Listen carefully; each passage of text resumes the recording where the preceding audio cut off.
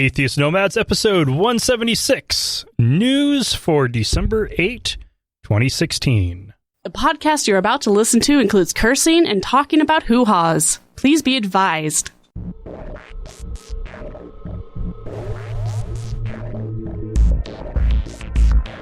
We are the Atheist Nomads, bringing you history, science, politics, religion, and interviews with leaders in the atheist community. Not all those who wander are lost. Welcome to another episode of Atheist Nomads. I am Dustin. Joining me as always is Wesley. Hello, everybody. And joining us is Lauren. Hi, everyone. Lauren, are you mad at me? No. Okay, good. She said annoying. No, I'm not. No, sorry. I was distracted by pictures of parakeets with goggles. Okay. So cute. There will be a link in the show notes. So, hey, what's new with you? Oh, not a whole lot. I was on Atheist in the Trailer Park recently. Oh. Yeah, we're reading through and providing commentary on the first almost half of the apocryphal book of Judith. Oh, goodness. Yes, so this is from the Apocrypha. These are the hidden books of the Old Testament that are in the Catholic Bible. This one's in the Catholic Bible. There's a partially overlapping set that is in the Greek Orthodox Bible, and another partially overlapping set that is in the Coptic Bible, and another partially overlapping set in the Ethiopian Bible. And the Ethiopian Orthodox one actually tends to have the most. Huh. And so the story of Judith takes place... Well, let's just put it this way. They provide enough historical detail to know that it could not possibly have taken place. Because they're talking about science. They're talking about somebody... they're a couple generations after the end of the Jewish exile, and that would have been at the height of the Persian Empire, and they've got the great king in Nineveh, which, there wasn't an Assyrian Empire at that time. There was a Persian Empire, and Nineveh didn't exist at that time. Oh, snap. So Shut up, really you and your big facts. details that just kind of say, no, this could not have happened. Could not have. Trying to shoehorn somebody into history, and it's all wrong. Yep. Nice. And I'll be going back on to cover the rest of the book where you get into the juicy details when she seduces the enemy commander. Ooh. I'm not going to spoil it. I know what happens. And Wesley, you were on a podcast recently. Oh, yeah. Sci-Fi Nomads. Have you ever heard of it? Sounds super cool. Yeah. Sounds familiar. Yeah. So I joined both of you guys. Yeah, what was it? The Blade Runner, which is definitely one of my favorite movies of all time. And did you know, all of you Atheist Nomads peoples, did you know that there's actually 7 official cuts of that movie? Holy crap. It's weird, but the yeah. things you movie, learn for research purposes. Deckard's a replicant. Just saying. No judge. Spoilers. Just, spoilers. For a 30-year-old movie, spoilers. Yeah. If you haven't seen it by now. Oh, hey.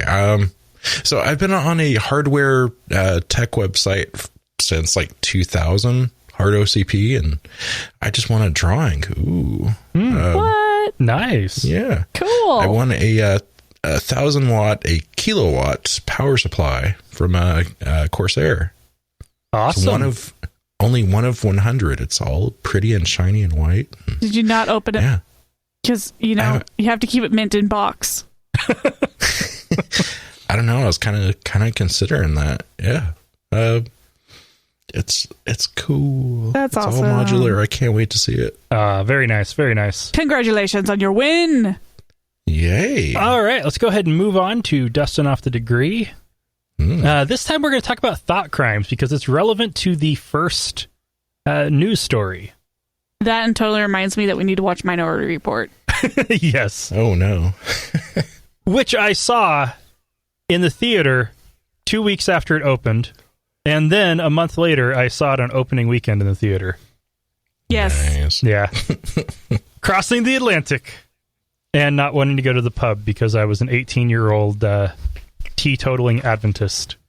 Anyway, so thought crimes. The first, like, at least biblical version of thought crimes being covered is the 10th commandment.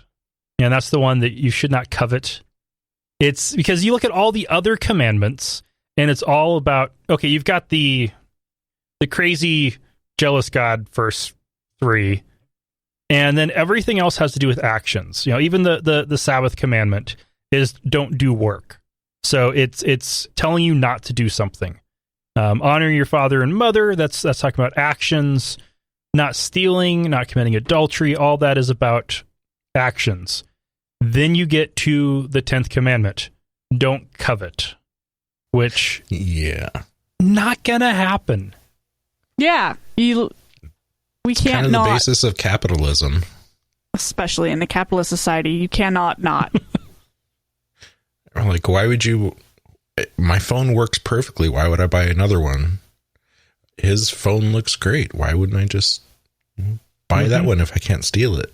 Yeah, like I had a phone that went bad, and then got Lauren's old one so that she could get a new one, and then mine started going bad, and so as soon as I got a new one, she had to have not only a new one, but the next level up. I didn't. Okay, that was unplanned. The next His level up. His wife is cute. I wanted I'm gonna go take her. I wanted the little activity tracker that came with it. Don't judge his me. His wife is cute. I'm gonna take his wife because wives are property. Yeah. Yes. Yeah. And so then, okay, thought crimes then next really come up with Jesus. He extends it. When he gets asked about adultery, he turns it into a thought crime, where if you so much as look at a woman lustfully, you have committed adultery in your heart. Which brings us to a fun story from my past. 10th grade, I was in the last grade being offered at the Grants Pass 7th Avenue School. I'd been there since 3rd grade, and they'd had the same principal the entire time. And he taught a number of the classes for 9th and 10th grade, since he was one of the few teachers that was actually licensed to teach high school courses. And he got I think it was during math class. He was sitting there. He opened up a invitation. Actually, no, he hadn't even just opened it then. He brought it in with him. It was a high school graduation invitation from a former classmate who had skipped 5th grade and then managed to skip the junior year of high school. And so she jumped up 2 years, and he opens it up, looks through it, just starts staring at the pictures, gets this really angry look on his face, and just keeps staring at them. And it's getting really awkward for everyone in the room, or at least for me. And then he says, when a woman causes a man to commit adultery in his heart, she is guilty. She is Obviously. braless in every one of these pictures. Meanwhile, your class is trying to learn stuff. We're trying to learn math. Geometry in particular that year. Yeah. Like, let's study the curvature. And I mean, come on, you take that a step further and you're blaming a woman for getting raped too. Yeah, that's the same thought process. now, of course, this did also then call into question all of the many hours she spent in his office alone the year before while working as the yearbook editor. Like, literally, no yearbook editor had ever spent that much time alone with the principal. But she managed to pull off hours, definitely hours a week, if not an hour or more a day. And it all seemed weird at the time, But then after he said that... Why would he say that out loud to a class? I'm just... What, did he pass them around? I mean... A few people had seen the pictures. It's called inner monologue. Uh-huh. And obviously he did not talk. Yeah. That's gross and creepy. And implicated that... What the hell was going on behind closed doors in his office the year before? Probably nothing. I feel bad for the girl, though. He was committing adultery all over her. Yeah. Ew. And what's crazy with it is, the whole thought crime thing, it easily turns itself into victim blaming, because if somebody else is contributing to your thoughts, then you can only control what thoughts enter your head to a certain extent. What you do with those thoughts once they've entered your head is a totally different story. Whether you dwell on them or act on them is totally different. But to a certain extent, you see something, you're going to think about it. Don't think about penises. Don't think about penises. Don't think about penises. But if you make it a crime, then all of a sudden, it's anything you see that might make you think something that is bad is bad. Crusty, hairy Italian penises. Ew. And these kinds of rules are always negative towards women. That women need to cover up more. In some cases, all the way to the point of the niqab. Which brings us to Brigham Young University, Idaho. Oh. Did not meet criteria for assignment. I have no idea what to do with these. They're artistic, but ... This was what Weaverly Gales got on her score sheet for a photography assignment with no score given. And it's worth noting that the assignment was for a human or animal subject, and Miss Giles' comment on it was, my photographs meet all of the criteria, but my professor gave me a 0 because he couldn't see past her visible shoulders. I can't even. So, yeah, the pictures of a girl with some interesting paint on her face. I thought it was actually kind of cool. With a cut from the shoulders up. So she was probably wearing a tube top or something. Couldn't see it though. It looked like it could have been a nude. And I guess that is what the very conservative professor immediately must have thought was inappropriate. It doesn't matter if the girl was nude or not. You don't see nudity. It was a cute somebody picture. took a paintbrush of paint to her face and But this is from the same school that tells that basically kicks you out when you're pregnant. Yeah.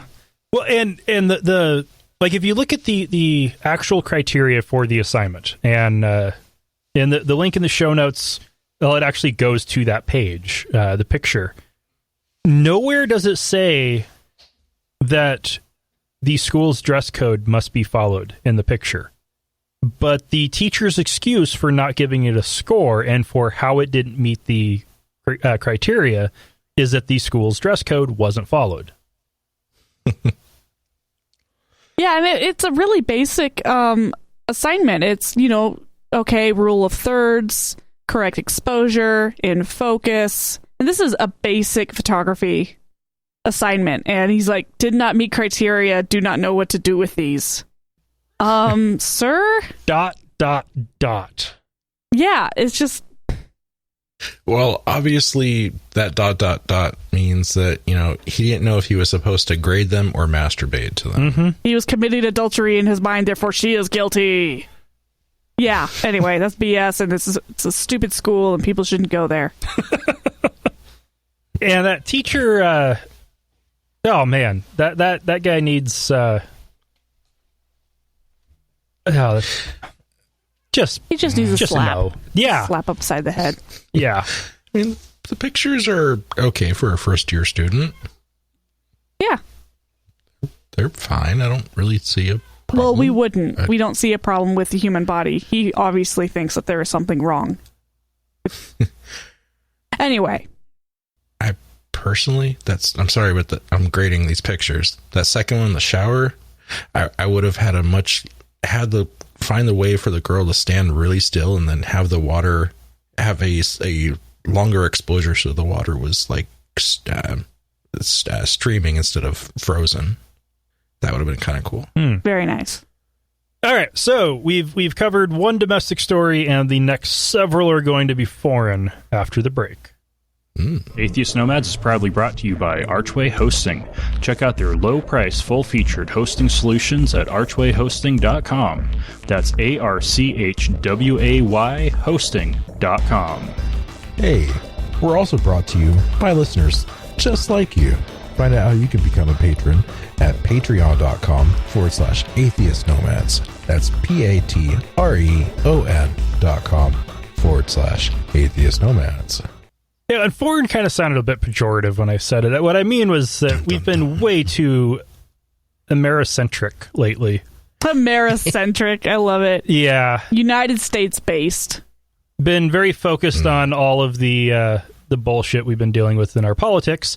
So let's talk about bullshit going on in other countries' politics. In other politics. Yeah. The governor of Jakarta, Indonesia, Basuki Taja. Why would you have the full name?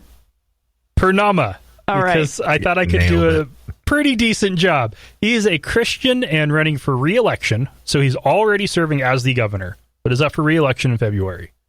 And he's been charged with blasphemy for criticizing opponents who use the Quran in their attacks against him. Since then, there have been several massive protests from angry Muslims demanding his arrest and counter-protests from people calling for unity. Well, they could have just not voted for him. Oh, he is dipped in the polls as a result of this. Yeah. He's now in third place. Well, it's Indonesia. Shrug. It's Indonesia. I don't know what else to say. Yeah. The country is about 90% Muslim. Most of the non-Muslims are Christian. And so it's not surprising that you'd have a large number of Christians in the capital, but still more Muslims. Which is okay, but... Why not more atheists? Yeah. Or why bother protesting something based on religion in the first place? Well, what I think where we need to start it with is his charges, and I think this might even fit a little bit with... Actually, this does fit a bit with thought crimes. His charges all started with him criticizing opponents for using the Quran in their attacks against him. Why were they using the Quran to attack him? Because this would happen and they'd have a better chance of winning. They baited him. Yeah, he fell for that one hard. And you'd think if anybody was going to be going after people misusing Islam, it'd be petty politicians using it to smear their opponents. Yeah. I'm just still kind of gobsmacked that a Christian governor was is in place at all. Even made it. Mm-hmm. Yeah. And that, he should really be watching his P's and Q's in a country that, might, jack your shit up. Especially for religious reasons. They have been a hotbed of radicalization. Yeah. And I think this just goes to show more of that. Yeah. So he needs to kind of run. So run away. The first handful of protests were tens of thousands of people gathering, demanding his immediate arrest. At least it was arrest. The judge in the case has determined that there is no need to arrest him. He's not considered to be at high risk of continued offense. And then there was the counter protest with thousands of people calling for peace and unity. Yay! That's a start. Not to be United States centric, but it is kind of reflected here too, where you have people protesting, massive protests, and then you've got that little counter protest saying, "Oh, can't we all just get along?" Yeah, and everybody overwhelmingly tells them to shut up.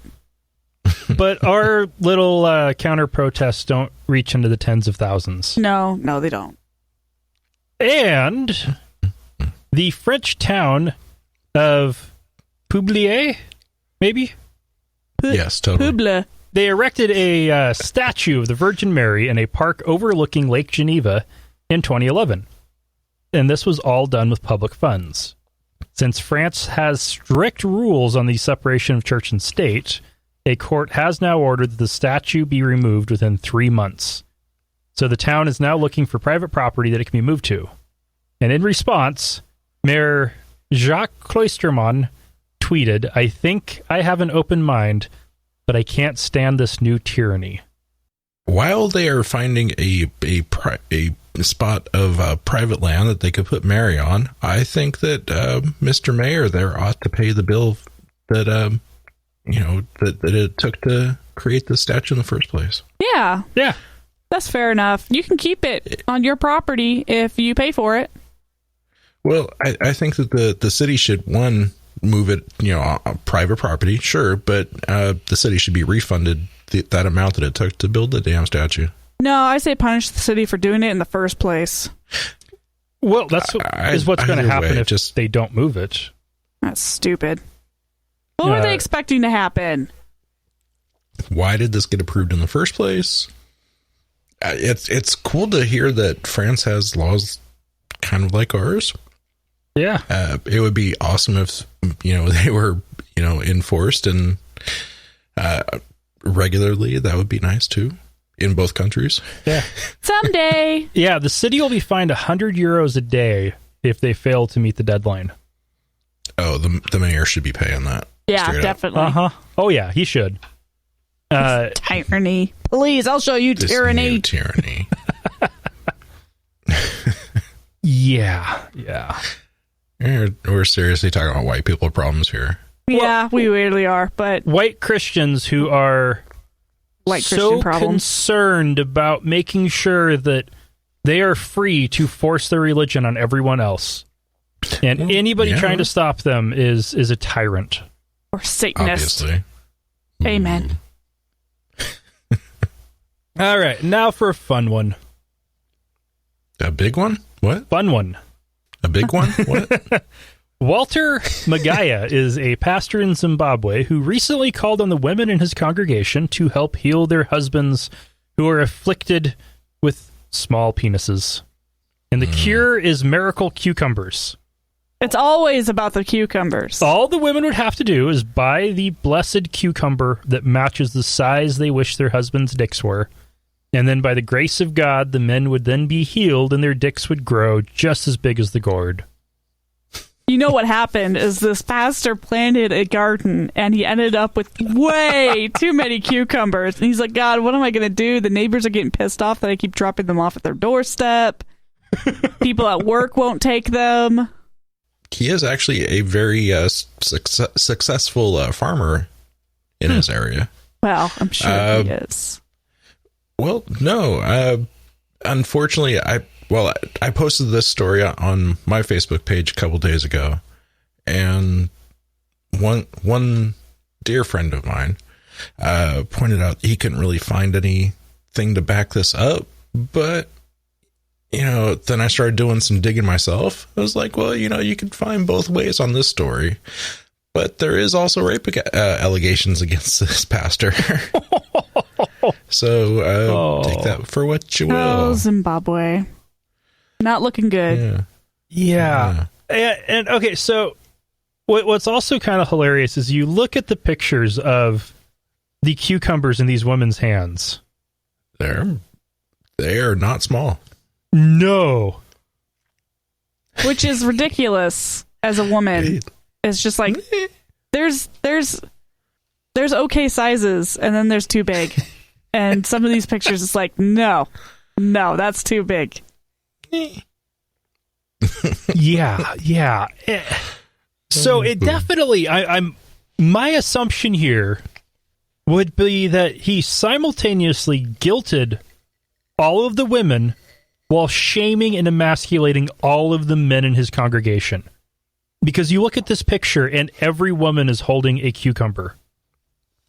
They're poor husbands. Well, I'm sure there's one woman in that congregation that's not holding one. She's like, oh, yeah. She's like, look at me walk away. Yeah, be jealous. I walk bow-legged. This is why. Too big. Too big. All right, we're going to get into a little bit of science and technology here. Well, let's take a quick break first. Break. And while we take a break, I'm going to refill my eggnog. We love hearing from our listeners. You can email us at contact@atheistnomads.com, tweet us @atheistnomads, send us a message on our Facebook page at facebook.com/atheistnomads, or better yet, call us and leave us a message at 541-203-0666. We might even play it on the show. You can also help us out by leaving us a review on iTunes, Stitcher, or your podcast directory of choice. Okay, while he's off, Phil, grabbing me a drink as well. I have eggnog like once a year. I really like it for that one glass. Yeah, well, that's how it goes. That's about all that you could handle. Yeah, Rich. I should not get like the half-gallon size. I should get the quart size. Oh, yes. We got I think it's 2 quarts. I think it's half a gallon. And I cut it with Irish cream and then put in some peppermint schnapps. Okay, that sounds kind of gross. Oh, it's so good. Eggnog with minty eggnog. Well, or you can also do it with butterscotch schnapps, which is pretty good. Butterscotch sounds better. It's delicious.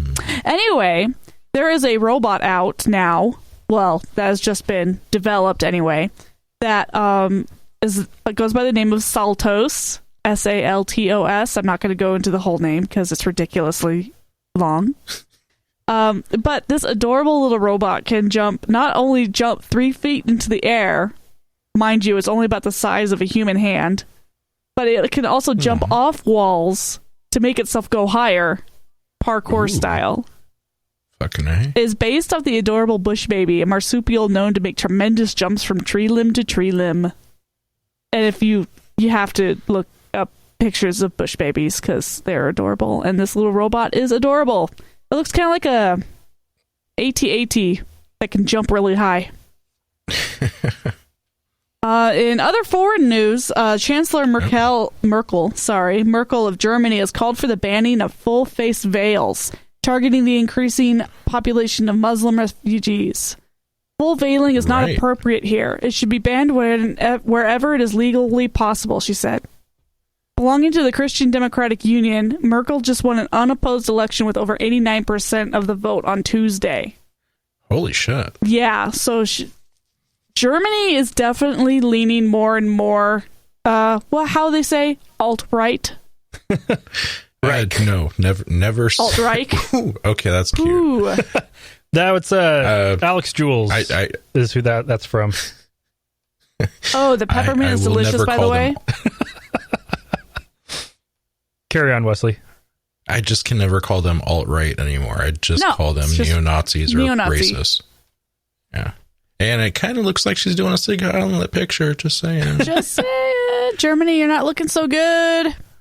You know, we gave them some slack when they let in all those refugees a couple years ago, but apparently they're really hurting now. Oh, that was this year.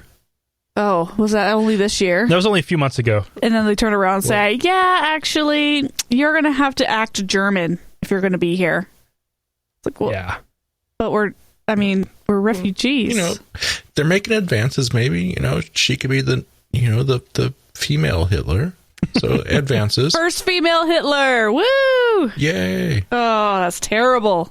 But, so her party, if I'm remembering correctly, and yes, I could Google it, but I'm not going to. The Christian Democratic Union. They are, I know that. They're kind of right. The Christian Democratic Union, just in case you missed that. They're kind of right of center. Okay. Which, Germany, I guess for most of, at least West Germany, and then as West Germany has continued to dominate German politics until Merkel, who is East German, came to power, was pretty left of center to just left, and with the general trends you can see across the U.S. and Europe, right keeps moving right. Oh, yeah. Quickly. And the left keeps moving right. Yeah. Yeah. So this will be interesting to see what comes next from her with that. This is going to be a little scary. We'll see. So this is a really fucked up story. Just got published in The Guardian today, I believe it was. As of Tuesday the 6th. Middle America Christians. This story is about they had their 3-year-old daughter's clit removed because they thought she was masturbating. And yeah, this was 1947, and this practice, not unheard of it even in the late 60s. What the fuck? Seriously. Holy shit. It may sound kind of weird, but masturbation in 3, 4, 5-year-olds is really common. Mm-hmm. Like really common. Everybody does it. It's been observed in utero. Nice. That's kind of really gross, but nice. This whole practice was apparently promoted by 19th century British gynecologist Isaac Brown, and he said it would cure insanity, epilepsy, and other illnesses. So this is not just a problem of African or Asian people.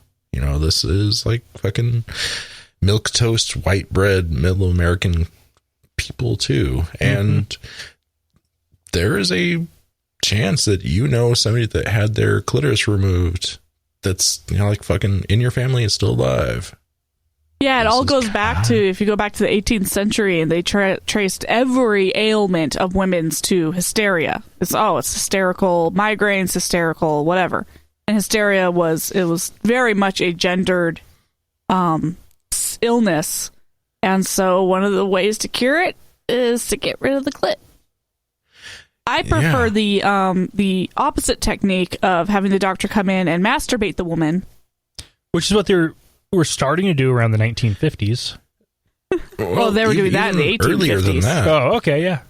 I actually found an antique vibrator. It looks like a hairdryer. It was amazing. I should have gotten it. Well, and what's kind of crazy here is so this was getting promoted in the 19th century, and that's around the same time that Kellogg was doing his thing. And Kellogg's, his goal with everything was to make sure people didn't masturbate. Yeah, I'm pretty sure he was a chronic masturbator. Allegedly, he and his wife never had sex. Oh, he definitely was that. That he died a virgin, and he claimed that he never masturbated. It is actually possible that he was dysfunctional. Not or that being asexual is dysfunctional, but being asexual usually requires some kind of self-identifying. He had his blue balls went to his brain. Well, okay, so this guy, he was so obsessed with masturbation. There's asexual, and then there's antisexual, and he was antisexual to the extreme. He encouraged people to eat the blandest food possible, which is how you got the predecessor to cornflakes. Mm-hmm. He encouraged people to avoid meat, all because no bacon. Those things would inflame the passions. Oh my God! Next time we have sex, I'm totally calling it making bacon. He discouraged eat bacon off his chest. Alcohol, coffee, tea. A lot of these things ended up getting tied into Adventist health teaching, but he took it even further. I think he tried electroshock therapy to try to get some people to stop masturbating, and he eventually came up with his ultimate solution, which was circumcision. But this Brit took it even further. Boy, wow! Yeah. This article on The Guardian was actually written about and based on a this lady named Dr. Bergstrom, and she's kind of a fucking badass. Renee Bergstrom. She talks about how her mother saw her masturbating at 3, and she was like, were you masturbating? And she was like all blushing and bashful, like a 3-year-old would be. And doctor's like, well, I got a cure for that, and fucking cut off her clit. I'm like, holy shit. And that's some seriously fucked up shit. I mean, this goes on around the world with different religions. Generally seems to be like somewhere in what's going on with this female genital mutilation. Yeah, it goes beyond just a scientific misunderstanding. It's almost always connected to the masturbation, which is considered a sin. Mm-hmm. Or in some areas in Africa where they do it, it's because they think that women will cheat if they enjoy sex. Yeah. But I think that's still tied to their religion, I would think. Well, religion, or that's one that most likely you predates. Can put it on the social norms, but I would say those social norms came from the religion. The practice probably predates Islam, but then got Islamified and expanded. And it's always the same goal. It's that women who are enjoying sex or anything sexual are obviously defective. Or sinful. Obviously sinful, untrustworthy, dirty. Yeah. That sucks. Not to mention the health risks. Yeah. It mentioned in the article that it wasn't discovered until she was pregnant, I believe. Well, it was a point of shame for her. Her mother told her to keep quiet about it. Oh, so. Well, yeah, but she finally went into a gynecologist when she was pregnant. They're like, scar tissue doesn't stretch. This is going to be bad. Oh, wow. Yeah. So, people who suffer she could have died in childbirth. Exactly. She could have died in childbirth. The child could have died. I mean, yeah, it's not something that can be covered up and not talked about. It's ridiculous. So I'm kind of glad that she came out and talked about it.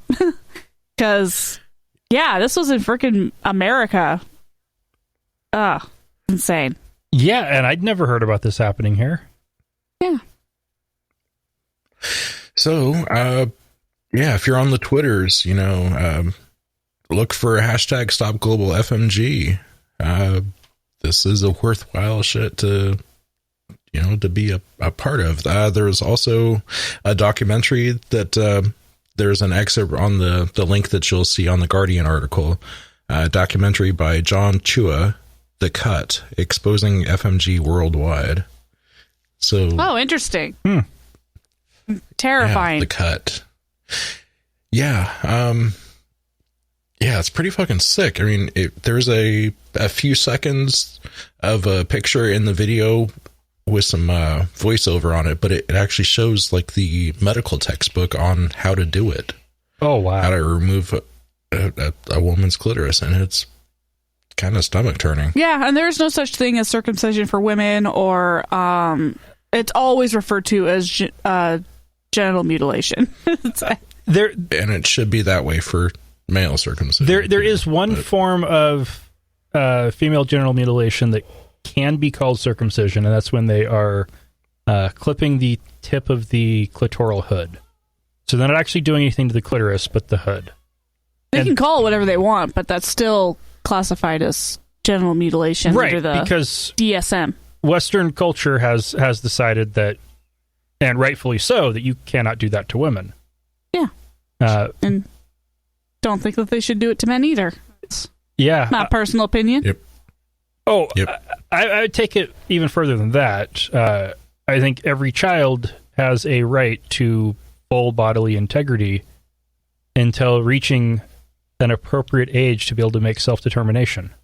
Oh, people who take their babies in to get their ears pierced? Yeah. Yeah, well, All right, we're going to try and end on a high note here. Yeah, sorry, I kind of took it down. No, and I only put this in here because the picture that goes along with this study is the cutest thing to come along since the purple squid. So, and everybody remembers the purple squid, right? So there is this, in order to study airflow and movement in birds, traditionally they've had birds fly through a cloudy mist and they photograph the waves that go on from above. Well, they decided to try something a little bit more precise, and what they had was a wall of lasers that was shining through a very fine mist, and they had a parakeet fly through the mist, and that measured airflow and all sorts of stuff. In order to protect the bird's eyes, they made specialized goggles for this parakeet. So there's this little parakeet wearing little aviator goggles flying through lasers. This needs to be a comic book or a cartoon or something, because it's just about the cutest darn thing in the world. I have an excellent little YouTube video link for that, too. No! I'm going to put that in your article. Oh, throw that on, because I've only got the Live Science article, which has the picture of the parakeet with the goggles, but it is pretty adorable. That's your daily cute right there. All right, let's go ahead and take our last break. As a listener of the show, I'm going to assume you love my sexy vocal stylings. If you love the rest of the show as much as my voice, consider giving us the resources we desperately need to purchase quality cocaine and Red Bull. We make it super easy to make a one-time donation or to support us on a per-episode, monthly, or even annual basis using PayPal or Patreon. Find out more at atheistnomads.com. Use the links on the right side of the page. $1 an episode is all we ask. And yes, we have feedback. All right, so we got another answer from Rich when we asked him about stop, or I'll say stop again. Hi, guys. Thanks for the mention on the last show and the question regarding stopping people in the UK and what to do if they refuse. As you can see from my reply, it's not a simple answer. It definitely isn't. All right. There are certain circumstances when failing to stop for the police is in itself an offense. For example, during a traffic stop, when UK police have the power to stop any motorists to check driving documents. Okay. If someone is walking down the street and someone fails to stop when asked to do so, there are circumstances when an officer can use force to do so, and I have done this myself on a number of occasions. What we have to do if we are considering any tactic or use of force is consider 4 things which go by the acronym of PLAN. And this is something all UK officers are taught and forms a part of most operational briefings. Is the tactic or use of force proportionate? That's the P, in the circumstances. There are many factors to consider here. Why do you want to stop them? What offense is suspected? What is your level of suspicion that they might be involved? What is your force policy on this type of stop? What is the risk of injury to yourself as an officer, them as a suspect? Yes, we have to consider that too, or other bystanders. Is the tactic or use of force legal? The L in PLAN. Is it covered by statute or common law? There are many places of legislation that govern use of force for various reasons, such as self-defense to apprehend an offender, to conduct a lawful stop and search or arrest of a suspect. Remember, you are accountable, the A, for any use of force, as discussed in the last email. Is it necessary, the N, to fulfill the policing function? Could it be achieved in a less impactful way? Were these considered? So if someone is walking down the street and you wish to detain them and they refuse, you may use force in certain circumstances if you have reasonable grounds to suspect them of an offense, the UK equivalent of having probable cause. But it has to comply with the proportionate, legal, accountable, necessary test. I have physically used force to stop someone in order to arrest them for an offense or to detain them to search them, as I suspect they may have a prohibited or stolen article on them. And there have been individuals who, whilst I wanted to talk to them to find out what they were doing, but I had no lawful grounds and I had to let them go. Of course, in the UK, officers primarily use their communication skills to encourage compliance rather than brute force. of an authority, which is, or at least should be, a fallback position. This issue is a subject of many days of training at training school, and this is a very, very summarized version. That is awesome. Yeah. Yeah. We're getting like a little mini lessons here. This is really cool. Yeah, definitely. Thanks, Rich. First thing, I really like that this is taught and like publicly widely known in your police departments, because over here, I think most police would take that as a sign of, they would take it as a sign of disrespect and would just knock you on your ass or cuff you or, well, choke you out. Or shoot you. You know, yeah, kind of depending on what race you are generally. And if they think they can get away with it, if they are suspecting you of having committed a felony, then in most states, you can legally shoot a fleeing felon. Yeah. Yeah. Well, felonies cover a multitude of theft over $100. Non-violence. Yeah. Pretty ridiculous. Yeah, but the UK system, that doesn't sound bad. Well, the UK system sounds a lot like what ought to be happening here. What is generally in policy, from what I understand, but doesn't seem to be the practice. And I'm sure it's not perfect. They've probably got their a handful of issues that they've got, but compared to what we're looking at in the news every day here, yeah, it's kind of a breath of fresh air. Well, one of the biggest differences would even just be if they do have their bad apples, like we do. Sure. Their bad apples don't have guns. Right. So their worst case scenario, the officer beat someone with a billy club. Our worst case scenario, emptied a magazine of 9mm bullets. I was going to go the opposite, say their worst case scenarios, they're calling for backup. And I'm more fine with that than I am, just killing a person without giving them a trial. Right. Well, what I was going with was their worst case scenario with excessive force is typically a baton. And so that's that's less likely to kill the suspect, which means it's less likely to make the news.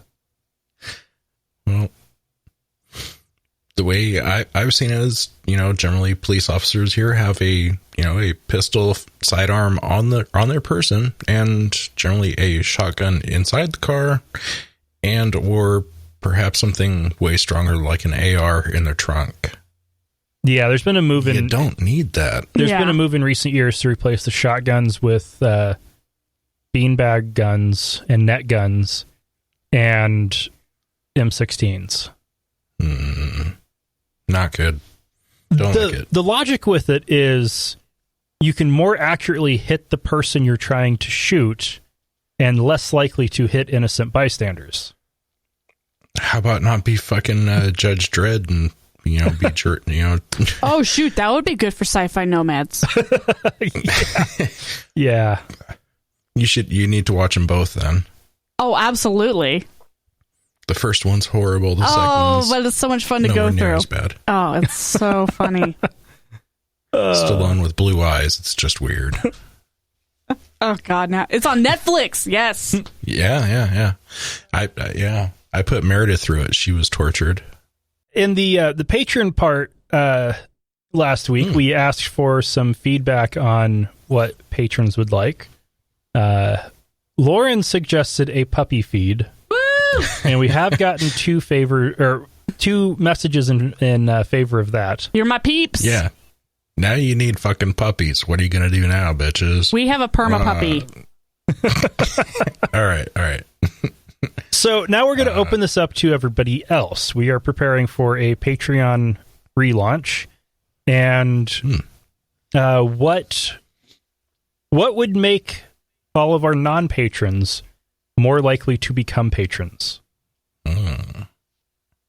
Is there something we could do that would make you become a patron, in other words? Yeah, what do you want? Cookies? Puppies? Firstborn? Lauren, we're not sending people cookies. I just got a KitchenAid for a really good deal. I'll make cookies. I'll bake all the things. Vacuum seal them. Yeah, set them up.